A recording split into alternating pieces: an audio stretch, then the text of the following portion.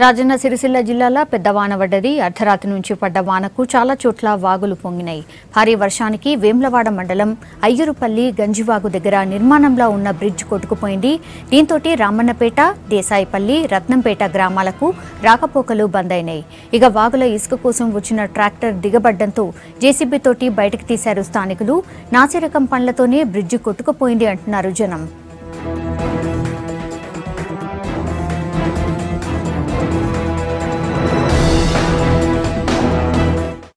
రాకపోకలకు ఉన్న గంజివాగు ద్వారా బ్రిడ్జి నిర్మాణం కొరకు 4 నెలల పని మొదలుపెట్టి బాగా నిర్లక్ష్యం జరుగుతుంది.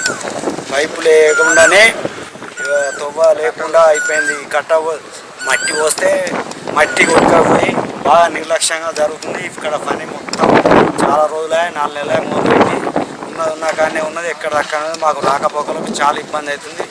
మాకు మొత్తం బంద్ అయింది. ఇక 4 గ్రామాలు విలసారు, రత్నంపేట, దేశాయపల్లి మొత్తం రహదారి ఇదే రహదారి మొత్తం నిన్న వర్షాలకు పెట్టి మొత్తం దిగిపోయింది. తొవ్వ మొత్తం బంద్ అయిపోయింది. ట్రాక్టర్లు దిగబడ్డాయి, బండ్లు దిగబడ్డాయి, తొవ్వ మొత్తమే బంద్ ఉన్నది. బ్రిడ్జి కడతారు, పైపులు ఏమంటే పైపులు ఎత్తలేరు, ఆయనతో దిగిపోయింది. ఇప్పుడు